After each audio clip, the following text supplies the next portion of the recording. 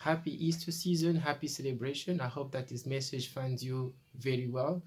I was on the internet and I've seen one of the most popular picture was the empty tomb, that stone that was rolled away, and it really was celebrating. But I think those kind of events leaves us with one question: what then after the party, after the celebration? What's the expectation of Jesus Christ after such an important day in his story for our story?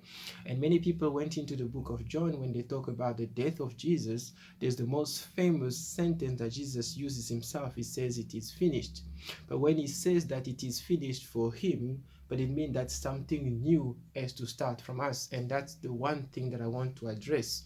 Now, for you to know what happens, you need to know what has happened from the very beginning of creation that led to Jesus dying on the cross at the end of the story. So now in Genesis, there is the story where the sin happens in the universe and God makes a decision, and he decides to evict the man and the woman from his presence, and then he chased them out of the garden, and they will say that he will put two mighty cherubim at the gates of the garden to guard the way to the tree of life. So basically the paradise was not only lost, but the way to God was completely protected and lost from humankind. And that place, I decided to speak about the cherubim. The cherubim are presented in the Bible quite a few times only. They don't come very often. In the book of Genesis already, they say that God put them there to guard the way to his presence. So it actually means that it's not just ordinary angel, it's a high rank type of angel, very ferocious, and that will not play if you try to make your way back into the garden. So basically it is the angels that protects the very presence of God.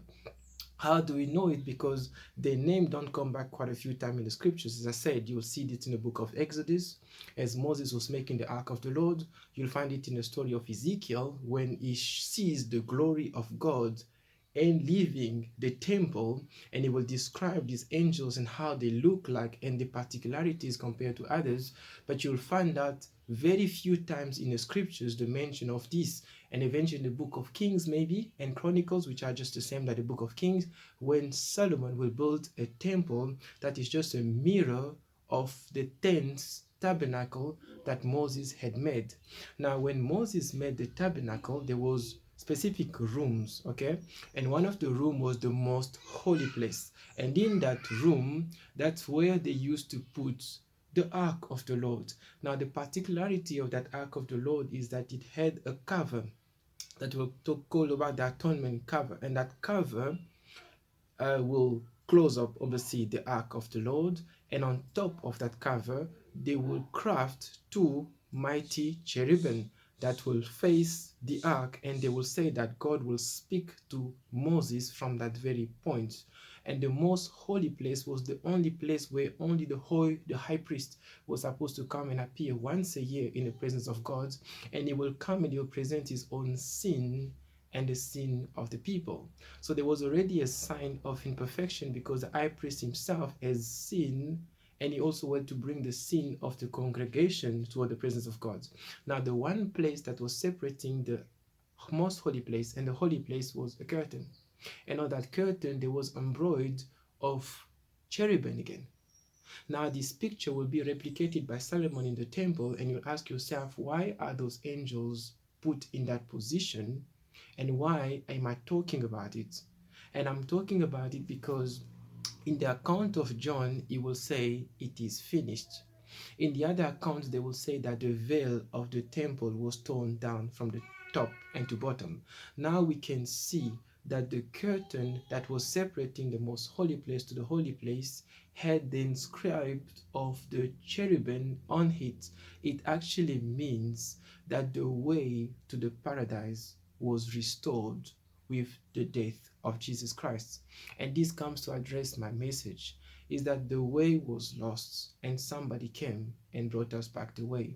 So the time the temple fell was torn down, it means that the angels that were positioned at the garden to prevent us from coming back into the presence of God have been relieved from their functions and say, the ultimate sacrifice was paid, not by an ordinary high priest, but the one that was worthy to pay that price. He was spotless, he was sinless, and yet he's taken his life and has given it away.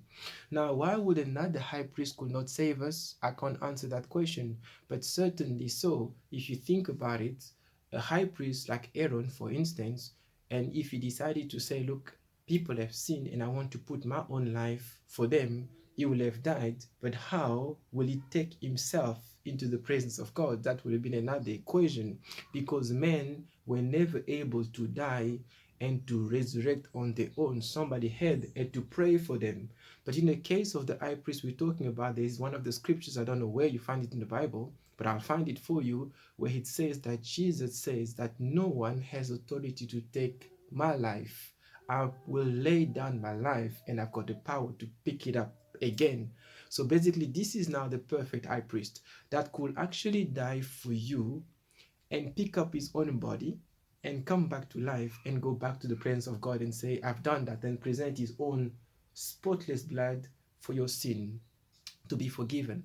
So basically, in this season, there's few things that went wrong in the story of Genesis.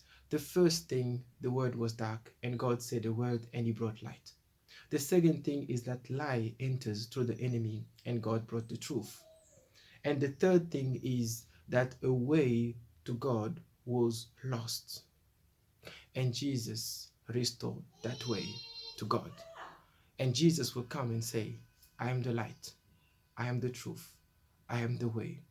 Whoever that comes, that want to go to the Father, has to come through me. So if you are in a religion where they deny the position of Jesus Christ, this is the season where you need to wake up and realize that there is no other way to the house of God again beside going through Jesus Christ.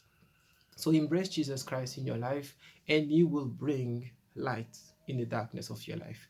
He's going to bring truth to the enemies, to the lies that the enemies have been broadcasting about yourself all along. And you'll find out that everything that you were always hoping for will find a meaning. May the Lord bless you. May he keep you, may he protect you, and may he be the true leader of your life. So the expectation for me is the following. Jesus died, you're celebrating. Now the way to the Father has been defined and put in front of you. Are you going to walk into it? It is entirely up to you.